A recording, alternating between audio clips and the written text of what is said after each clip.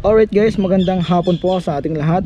So ngayon guys is full review natin itong motor natin na Honda Click 125 version 3 na 2024 model. Okay, so actually guys is nagawa na natin ng video o full review itong model na to, itong Honda Click 125, which is yun yung kay Albert, yung tropa natin, pero version 2 yun. Okay, so ito kasing motor natin guys is version 3. Tsaka sabi ko kasi noon dati guys na pag ako nagkaroon ng sarili kong Honda Click, gagawan ko ng sarili kong full review, or di kaya gagawan ko ng sariling video o gagawan ko ng video para dito sa sarili kong motor na Honda Click. Okay, so itong motor natin guys is na-release to nung November 26, 2024. Kinuha ko to sa Des Marketing Sampaguita. Yung down ko nito, sa mga nagtatanong, down ko nito is basic lang po, yung 5,000 basic nila na down payment. Wala na pong iba, wala na pong mga additional. Okay, 5,000 yung down payment. Yung monthly ko po is 3,900 kasi standard version lang naman to. Yung limited edition nila or yung tinatawag nilang special edition, yung tinatawag nilang gold yung dito, tsaka yung gold yung mugs. Okay, yung gold yung mugs dito sa harapan tsaka sa likod is nagkakahalaga yon ng 4,000 yung monthly. So minus rebate na 200 pag medyo updated ka sa pagbayad, yung tipong hindi ka lalampas sa due date mo, magle-less po yan ng 200. Ganon po dito, ganon din po dito sa Honda Click natin na version 3 na standard version. 3,900, yung monthly po natin is 3,900 in 3 years. Tawag na ito, yung may rebate po siya na 200, so nagkakahalaga lang siya ng 3,700 a month. Okay, so may kasama po yung helmet, yung pula na Honda rin yung brand. Tapos Des Marketing, meron siyang sticker na Des Marketing. Okay, so ayun, ngayon guys, gagawin natin to ng full review kasi itong motor natin is umabot na siya ng 7 months. Tama ba? December, January, February, March, April, May, June. So magsi 7 months na siya this June 26. Okay, so magsi 7 months na siya. So para sa akin sapat na yun para gawa natin ng full review, tsaka syempre para makita nyo rin yung kabuuan ni Redick. Okay, sa mga nagtatanong, yung pangalan po nito, yung ginawa na natin to ng pangalan, 1 month pa lang to, or magwa 1 month pa lang, ginawa na natin to ng pangalan, which is yung Redick. Kasi 'di ba, click po siya tapos red, kaya ginawa natin siyang Redick. Kasi 'di ba, alam niyo naman na mahilig tayo sa combination na pula tsaka itim. Okay, so buti na lang talaga guys is nahanapan natin to ng paraan, kasi nung time talaga nun ang hirap makahanap ng ganitong kulay nung time na yon, nung November 2024. Parang bilang pa lang ata yung meron kami nun dito sa Tacloban. Ngayon since ilang buwan na yung nakalipas, marami na kami merong ganito. Okay, so ganyan pa yung itsura niya sa 7 months, diba? Medyo madumi lang siya kasi ngayon pa lang siya umaraw, kasi panay ulan dito sa Tacloban. Ayun lang yung lagi kong reason, kasi totoo naman po panay ulan dito sa amin, lalong lalo na kahapon, sobrang lakas ng ulan. So full review natin to guys, yung experience natin, yung specs, yung kabuuan ng specs nya, tsaka ipapakita ko rin sa inyo yung mga panlabas na kanyuan ni Redick. Okay, so kung mapapansin nyo guys, meron na siyang mga nabago. Yung ganyang setup, simple lang, 'di ba? Yung tipong budget meal lang, although wala namang mga additional na mga ano dyan, like mga mugs, kasi hanggang hindi pa talaga siya fully paid or hindi pa siya tapos, parang hindi ko pa siya kaya gastusan ng mga like magpapalit ka ng mugs, mga ano, yung mga minimal lang talaga, like yung tambucho natin, yung mga side mirror. Ayan lang muna yung para sa akin lang na gusto kong palitan pagdating sa motor natin, pagdating sa stock. Okay, so unahin natin dito guys sa manobela nya. So ito yung handle grip nya. Ito, kung mapapansin nyo guys, madumi, kasi ayan talaga yung issue pagdating sa handle grip. Pag hindi mo nabantayan na maayos, or hindi mo nalinisan na maayos, or hindi mo na maintain yung paglilinis, ganyan talaga yung magiging resulta. Halos lahat yan guys yung issue pagdating sa kahit anong motor. Yan talaga yung issue ng isang motor pagdating sa handle grip. Yung dito parang ayan may mga namuo, yung may mga nanigas sa mga dumi, yung mga alikabok. Ayun talaga yung sakit sa mga ganitong klase na ano pagdating sa mga handle grip, 'di ba? So ito high and low beam switch, ito yung busina, 'di ba? Ito yung tunog niya. Wait lang. 'Di ba? Ayun yung tunog niya. Ito yung signal light, left, right. Tapos ito, yung side mirror natin. Kung mapapansin nyo guys, pinalitan natin yan. Yung brand nito is legit Moto. Ayan, diba? Ayan yung itsura nya pag nandito. Yung isa sa mga nagustuhan ko dito guys sa side mirror na to, kasi kitang kita talaga sa likodan, diba? So ito yung high and low beam high and low switch, busina, signal light. Tapos ito digital panel nya, di ba? Fully digital na po siya. Tapos kung mapapansin nyo guys dito, lagay na tayo ng CP holder kasi alam niyo naman nagma-maxim tayo. Okay? Tapos dito may mapapansin kayong select and set, di ba? Tapos ito logo ng Honda. Tapos ito, lang punta tayo dito sa kanan. Dito sa kanan naman niya guys, wala kayong ibang makikita kundi yung ano lang, starter lang. 'Di ba? Tapos ito, handle grip. Yung preno. Yung preno sa harapan, goods. Pagdating pati din sa likodan. Yung isa sa mga nagustuhan ko dito guys sa Honda Click is meron siyang brake lock. Yung brake lock, diin mo lang 'to. Yan. Lock na po 'yan. Pag unlock naman, ganyan lang. Ididiin mo lang din siya. 'Di ba? Ganyan lang. Ayan po yung dito sa harapan niya, sa fully sa digital panel niya, sa manubela niya. Sa digital panel niya guys, is ito po yung mga makikita nyo. Yung isa sa mga nagustuhan ko dito guys sa digital panel niya is halos detalyado na dito, halos nandito na lahat, diba? Yung pinaka-importante sa akin, ito yung time. Ayan o, ewan ko kung klaro. Yan, yung time, kasi mahalaga yan, lalo na pag nasa biyahe ka, mamomonitor mo kung anong oras na hindi ka panay tingin sa cellphone. Tapos ito, yung speedometer nya, yung odometer, yan 9,233 na siya. Tapos yung sa baba nya, RPM indicator. Tapos ito fuel indicator. Tapos nandito yung signal light nya, left and right dito naman. Tapos yung high indicator, ayan o. Tapos dito, ayan yung engine check engine indicator, yung battery. Iilaw na yan kung may problema na or kailangan na palitan. Tapos ito, hindi ko lang alam kung ano to, temperature ata to, yung isa, 'di ba? So ayan. Ayan yung isa sa mga nagustuhan ko dito sa Honda Click kasi nandito na lahat. Tapos ito yung pinaka ano niya guys, para pinaka features niya. Meron siyang select and set dito na makikita nyo dito sa digital panel niya. Yung makikita nyo pag click nyo yung select, meron siyang trip A, trip B, tapos trip A average, and battery health indicator, di ba? Tapos ito yung odometer. So isa to sa mga nagustuhan ko sa Honda Click guys, kasi marami ng detalye dito na makikita. Lalong-lalo na yung yung battery health indicator. Malaking bagay yan guys. Siguro kaya nila nilagyan ng ganyan kasi wala po tong kickstart. 'Di ba? At least para kahit papaano i-monitor mo yung battery health mo. Monitor mo kung kailangan na siya palitan. Kasi kung kailangan na palitan, ibig sabihin mahirap na siyang paandarin yung motor mo. May possible na hindi na siya umandar kasi alam niyo naman yung starter is sa battery lang kumukuha. So pag yung battery mo may problema na, so baka diyan na magsisimula na mahirap na siyang i-start. Yun yung yun yung pagkakaalam ko diba? So dito naman guys sa baba, may makikita kayo dito na hook para sabitan pag kayo ay namalengke, diba? Tapos dito, pag binuksan nyo to guys, yan, diba? Yung laman nito, yung cord natin, tapos to, eco bag, tapos yung isa sa pinaka nagustuhan natin guys, charging port.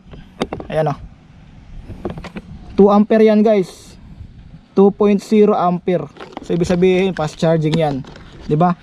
Isa yan sa mga nagustuhan ko talaga. Isa yan sa mga nagustuhan ko pagdating sa Honda Click. Meron po siyang charging port. Tapos yung bulsa nya, wait lang kayang ilagay yung buong cellphone mo. Yung cellphone natin guys is 6.5 inches. Oh. Pwede mo siyang isara, di ba? Pero wag mo na makakalimutan kasi baka mawala, di ba? So siguro pag mga 6.9 inches na phone, aabot din. Hindi siya lalagpas, yung tipong may sasara mo siya. Tapos meron po siyang lock guys, ha. Ayan, no. Ito. Meron po siyang lock. Tapos ito, hindi po siya mababasa. Kasi maraming beses ko na tong sinara na as in malakas talaga yung ulan, hindi po talaga siya nababasa yung pagdating dito sa charging port. Kung tinatanong nyo na may posibilidad ba siya na mabasa, okay? Tsaka syempre, wag nyo naman kakalimutan na isara. Diba? Ayan, o, 2.1 pala siya guys. 2.1. Ayan, o, 2.1. Diba? 2.1. So, dito na natin nilalagay yung eco bag natin.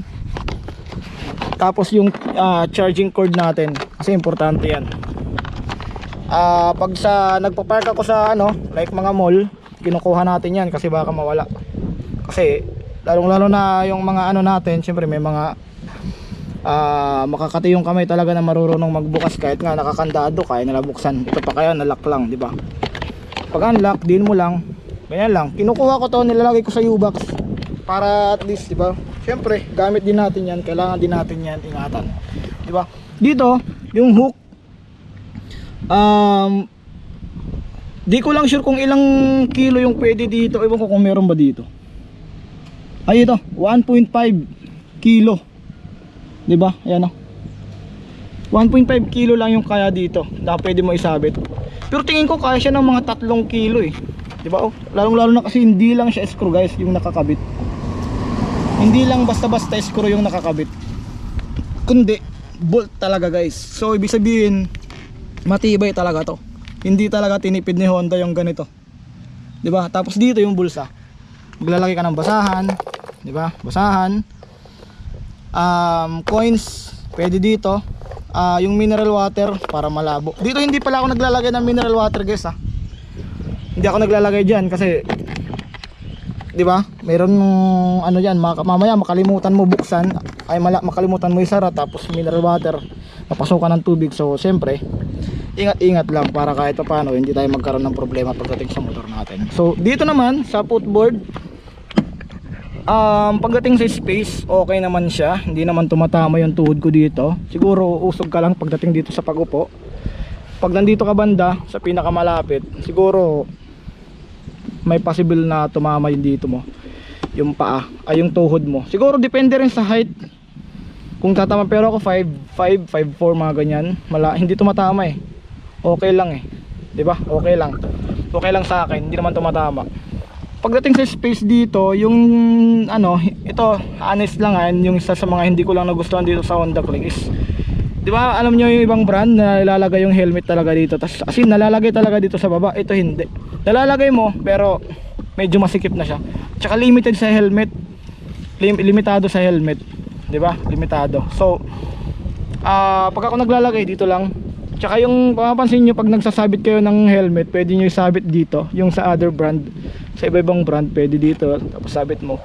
Yung ito, sa Honda Click is parang hindi ito nilagay na Honda para sabitan ng helmet. Yung tipong pang lang, pamalengke, yung mga ganyan. Tapos dito, antibay na ito guys. Para siyang asin cola talaga, 'di ba? Tapos dito, mga guidelines syempre para sa motor natin, 'di ba? Tapos dito guys, battery. Dito nakalagay yung battery. 'Di ba yung ibang brand nandito sa taas, nandito sa ilalim ng motor, upuan. Si Honda, pagdating kay Honda Click, dito nilagay sa apakan o sa footboard. Okay? So kung tinatanong niyo naman kung pinapasok ba to ng tubig, so hindi pa po ako sigurado, pero marami nagsasabi, lalong-lalo na yung mga mekaniko, na silyado daw yan. Tsaka syempre common sense, hindi naman yan ilalagay ng engineer ng Honda kung delikado to dito, 'di ba? Pero syempre hindi naman siya ibig sabihin na 100% na talaga na hindi siya papasukin, so okay lang ilusob mo sa baha. Syempre kailangan din natin maging maingat, 'di ba? Kasi syempre tayo rin naman yung ano niyan eh. Kumbaga tayo lang din yan yung magkakaproblema. 'Di ba? So kahit sabihin ni engineer ang Honda na okay lang yan, ganun, safe yan. Siyempre para sa atin mag-ingat din tayo, 'di ba? Hindi porket sinabi ng engineer ng Honda na okay lang yan, silyado yan, di yan papasokin ng tubig, ilulusob na natin, 'di ba? So kailangan tulungan din natin yung motor natin na hindi magkaroon ng problema, 'di ba? So dito nakalagay yung battery, lahat ng wirings nandito, lahat ng yung mga fuse nandito. 12 yung battery nito is 12 volts 5 ampere. Okay? So dito sa gilid niya guys, may makikita kayo dito PGM-FI, 'di ba? PGM-FI, 'di ba? Yun yung nakalagay. Tapos dito naman tapakan ng angkas, rubber, matibay, 'di ba? Dito advice ko lang dito, kung palagi kayo may angkas, para sa akin maglagay kayo ng rubber dito. Maglagay kayo ng rubber dito para kahit paano hindi masyado magkaroon ng mga gas. Sa akin huli na, tsaka ko na siya naisip nung 5 months na siya eh. Kasi 'di ba? Hindi naman 'to maiwasan talaga eh. Pero kung gusto mo lang na mas maging ano yung motor mo, 'di ba? Pero yung mga scratches di naman talaga yan maiwasan, 'di ba? Tapos dito guys, may makikita kayo ditong ESP, Enhanced Smart Power, 'di ba? Ito yung airbox niya, yung air filter ata yung nandito. Tapos ito, yung CVT part, yung panggilid, 'di ba? Tsaka syempre ito, Honda. 'Di ba? Ito yung ano, tawag na ito. Shock. 'Di ba? Di ko lang sure kung ano yung brand na itong shock na to. Tapos nag-additional tayo guys ng tire hugger para kahit paano hindi puro doon yung dumi. Dito, ewan ko kung ano yung mga nandito. 'Di ba? Magandang bagay ito guys para yung talsik ng motor mo hindi puro nandun. Tsaka ito kasi parang hindi siya ganoon ka ano eh. Yung ano natin eh. Yung itong pinaka shield niya.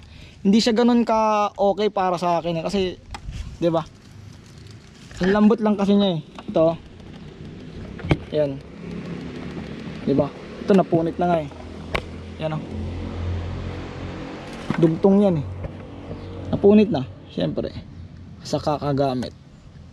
'Di ba? So ito, tire hugger, malaking bagay ito para kahit papaano puro dito lang yung talsik, tapos dito hindi siya aabutin doon sa pinaka loob niya.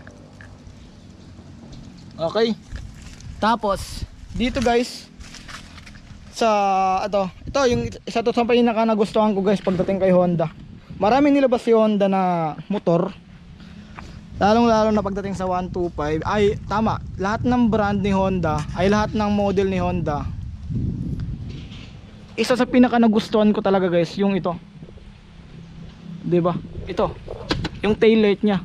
Napaka-astig para sa akin, malaking puntos to. Siguro kung out of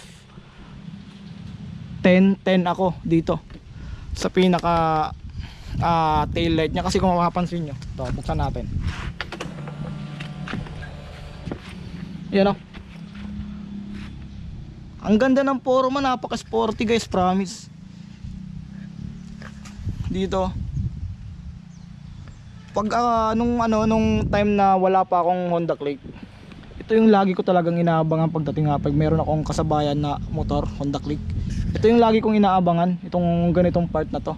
Tsaka yung dito nya, dito sa part na to, isa to sa mga pinaka nagustuhan ko. Yung pagdating sa dito, ito, ang angas para sa akin, promise. Ewan ko lang sa iba, pero ako talaga super naangasan ako dito sa part na to. Sobrang angas para sa akin, promise. Yung taillight, di ko lang maintindihan yung ibang mga naka Honda Click. Kino-customize nila, pinapalitan nila yung may mga lining dito, yung LED. Para sa akin goods na to eh. Tsaka para sa akin kasi bawal kasi yun eh, 'di ba? So kahit gaano kaganda yung motor mo, pagdating naman sa checkpoint maiiwanan ka, lalong lalo na kapag grupo kayo. Tapos nagdadalawang isip kay daan sa checkpoint yan kasi possible masita yan, lalo na pag sa LTOs. Di problema, iwan ka sa grupo, iwan ka sa ride. Sa akin kasi pag ako nagsiset-up, ayoko ng yung mga lights ginagalaw. Problema yan pagdating sa biyahe, pagdating sa checkpoint. Kahit nga ultimo magpalit ka lang ng tambutso, minimal na customize, minimal aftermarket, problema na yan di ba? Para sa akin lang yun, di ba? Di ko lang maintindihan. Siguro siyempre kanya-kanyang ano yan, kanya-kanyang tawag na ito, kanya-kanyang style. Pero sa akin, sa tagal ko ng may motor since 2019, para sa akin lang, bahala na magpalit ako ng panloob, yung panggilid. Pagdating sa scooter, panggilid, bahala na magpalit ako ng shock na mamahalin kung may pera. Pero yung mga lights, malabo malabo ko palitan yan kasi delikado yan pagdating sa checkpoint mahal yan. Siguro mga abutin niya ng 5,000 pag ikaw ay na checkpoint, pag ikaw ay nasita. Di ba alam niyo naman yung LTO, maraming guidelines yan, maraming guidelines pagdating sa mga customization, maraming bawal yan. Kahit nga yung buti nga yung yung aftermarket na maglagay ka lang ng auxiliary light, yan dati bawal yan. Pero nakita ko yan sa LTO ng exam, is pwede na siya. Pero may guidelines yun, hindi ibig sabihin na pwede na siya okay na yun, lagay ka ng lagay, may limit, mayroong mga guidelines yan guys. So yan din mag-ingat din tayo sa mga ganyan, diba? So ito, Terrager signal light. Ito isa sa mga nagustuhan ko din sa signal light nya guys, kasi LED na talaga siya. LED na yung tail light, LED na to, diba? Tapos ito yung light nya para dito sa plaka natin. Hindi, reflectorized lang pala to, sorry. Ito yung pinaka light nya dito sa baba, diba? Pinaka tail light nya or light nya dito para sa plaka natin. To signal light, LED na to. Ito naglagay ako nito additional natin kasi protection to para dito sa signal light natin, kasi ito malambot lang kasi to guys. Siyempre may nag-aangkas tayo, kumbaga sa Manila, angkas, Lala Move, Grab, yung may mga pasahero. Dito sa amin Maxim. So naglalagay ako nito kasi meron mga umaangkas na reckless or hindi maingat. So pag ito natuhod, di ba, pag nabali, sabihan ka lang sorry sir. So di ba, okay lang sana kung yung sorry may babalik, di ba? So kailangan din natin to, kasi ito, pag ito natuhod, ako naman yung magsusorry, di ba? Ako naman yung magsusorry kasi kailangan talaga natin maging maingat pagdating sa mga lalong lalo na sa gamit natin. Okay, so ito heat guard, nagpalit ako ng pipe, T4S pipe yung pinili natin, silver, stainless, chrome, ano ba yung tawag dyan, ano ba yung tawag nyo dyan, pero ito stainless to.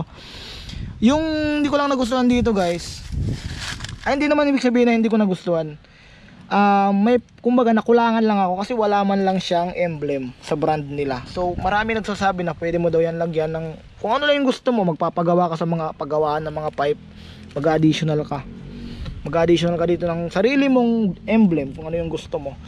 Tapos ito manipis dito, pero okay lang, nagawa naman ng paraan, pinaweld naman natin to. Tapos wala po siyang bracket dito sa ilalim guys, pinalagyan lang natin kasi yung persa, diba? Mahirap naman pag ito lang yung dito lang kumakapit, diba? Mas maganda dito rin, diba? So T4S pipe, yung gulong na ito guys, muntik na natin makalimutan, Federal brand, Federal, diba? Federal. Yung sukat po is 100 by 80. Kita ba? 100 by 80 yung gulong. Tapos yung mugs nya is isa to sa mga nagustuhan ko, yung tipong yung design nya, yung design ng mugs nya, diba? Yung takbo nya pa ganon, diba? Oh, Isa to sa mga nagustuhan ko, yung alam niyo yung may mga shape na pa ganyan. Tapos 'di ba yung ikot? Ayan. Shock, signal light, 'di ba? Tail light. Ito, handlebar ba yung tawag na ito? Maganda yung pagkakaano dito guys, kasi hinorma talaga nila dito sa shape ng body ng motor. 'Di ba? Tingnan nyo. 'Di ba? Parang hinorma nila eh. 'Di ba? Ang galing talaga ng Honda.